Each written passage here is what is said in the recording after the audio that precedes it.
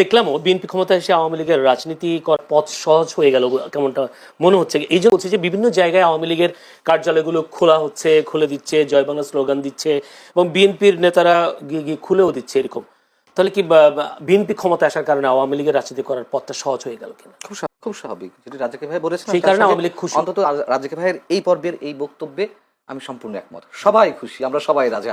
এখন বিষয় হচ্ছে যে শুধু আওয়ামী লীগ বিএনপি বা যার যা জায়গা থেকে খুশি তা না। দেখুন, এটি বাস্তবতা। বাংলাদেশের মানুষ যে দলই করুক না কেন, আমি সবসময় একটি কথা বলি, 80 থেকে 90% মানুষ মুক্তিযুদ্ধের চেতনায় বিশ্বাসী। সেই মানুষগুলোও খুশি। মানুষের মধ্যে তো একটা আতঙ্ক ছিল, একটা আশঙ্কা ছিল, অথবা আর একটা অংশের মধ্যে আশাবাদ ছিল জামাত ক্ষমতা চলে আসছে। ম্যাটিকুলাস ডিজাইন দিয়ে হোক, সেটা ইঞ্জিনিয়ারিং করে হোক বা মেকানিজম করে হোক, জামাত ক্ষমতায় চলে, অথবা ভোটের মাধ্যমে, মনে করেন যে কোনো কোনো একটা অংশ তারা বলছে ভোটের মাধ্যমে জামাত চলে আসবে, তারা ঠিকই বলছিল, আবার আতঙ্কেও ছিল। আপনি নিশ্চয়ই, আমি আর কাউকে না দিয়ে উদাহরণ না দিই, আমি তো একজন সিটিজেন হিসেবে, একজন সাধারণ মানুষ হিসেবে আমি তো চাই স্বাধীনতার বিরোধী কোনো শক্তি না আসুক। হ্যাঁ, সেদিক থেকে আমিও খুশি, অন্তত এই জায়গা থেকে। সেটাই বলছি, জি ভাই, সবাই খুশি। এটা তো বলতে হবে। তার কারণ এই যে স্বাধীনতা 54 বছর পর এসে এখনো এই যে এনসিপি, আমি সব নেতাদের কথা বলছি না, এনসিপির বিশাল একটা বিশেষ একটা অংশ অথবা জামাতের একটা অংশ, তারা মুক্তিযুদ্ধকে যেভাবে খাটো করেছে, এটা তো মেনে নেওয়া যায় না। এবং 18 মাস, জয়নুল আপনি বলুন, নিজেকে আদালতের কাঠগড়ায় দাঁড় করেন, মনে করেন যে সাক্ষ্য দেন, আপনি কি নিশ্চিন্তে থাকতে পেরেছেন? মানুষের জীবনের নাভিশ্বাস উঠেছে নিরাপত্তার দিক থেকে। নতুন যে মবতন্ত্র কায়েম হয়েছিল, যে মানে কখন কে মবের শিকার হবে কেউ বলতে পারছিল না, এবং এইগুলো কে ঘটিয়েছে? সবাই মিলেমিশে ঘটিয়েছে। জামাত ঘটিয়েছে, বিএনপি লোকেরা ঘটিয়েছে, এনসিপি ঘটিয়েছে। কি আশা করেন মবতন্ত্র হবে কি হবে না? কমবে তো বটেই, কমবে বটেই, মানে একেবারে যে বন্ধ হয়ে যাবে রাতে তা না, তবে অবশ্যই কমবে এবং একটা সময় বন্ধও হবে, এটুকু আশা করি। এবং তারেক রহমান যে আশাবাদ মানুষের মনে জাগাচ্ছে, মানে আমি তো প্রথমে বলেছি, ব্রুট মেজরিটি অবশ্যই খারাপ দৃষ্টান্ত হয়ে আছে যুগে যুগে। এবারও যে খারাপ হবে তা বলা যায় না, তবে আমরা আশা করতে পারি। তিনি তার সব বিরোধী দলের নেতাদের বাসায় গিয়ে গিয়ে দেখা করছেন, নতুন সংস্কৃতি, অবশ্যই এটা ভালো উদ্যোগ।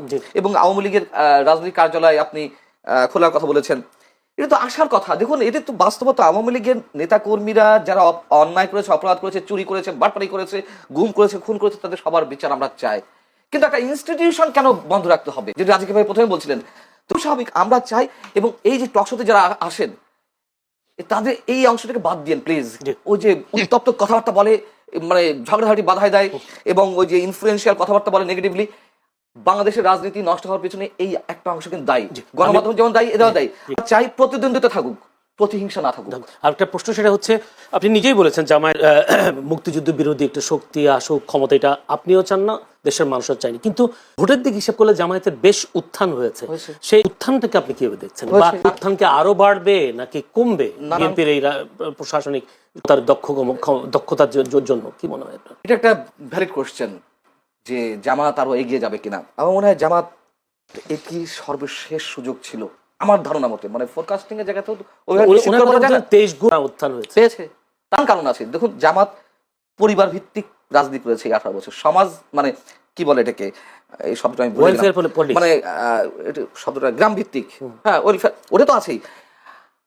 জামাতের রোকন সদস্য সম্ভবত 2008 সালে ছিল 15,000, সেটি বেড়ে হয়েছে, আমি দ্য ডিপ্লোম্যাটের পরিসংখ্যান বলছি, দ্য ডিপ্লোম্যাট বা বাংলাদেশের বিভিন্ন গোয়েন্দা সংস্থার রিপোর্ট অনুযায়ী বলেছে। আওয়ামী লীগের সময় 2023 সেপ্টেম্বরে, 2024 সাজানোর নির্বাচনের আগে 2023 সেপ্টেম্বরে দ্য ডিপ্লোম্যাট একটা নিবন্ধ দিয়েছিল, প্রকাশ হয়েছিল। ওইখানে দেখাচ্ছে যে 15,000 থেকে তারা এই 15 বছরে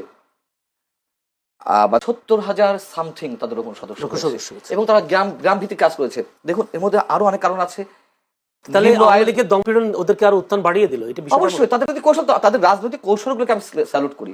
তাদের যে সাংগঠনিক ভিত্তি, আপনি ইচ্ছা করলেই টাকা দিয়ে যে কোনো দলের সদস্য, প্রেসিডিয়াম মেম্বার হয়ে যেতে পারেন। আমি চ্যালেঞ্জ করে বলছি, কয়েক কোটি টাকা, মানে দল বুঝে অবস্থা। তো শিল্পপতিরা হচ্ছে না, বড় বড় পদে যাচ্ছে না বড় দুই দলে। জামাতে এটি সম্ভব না, এবং এর আগেও বলেছি, জামাতের প্রত্যেকটা ছেলে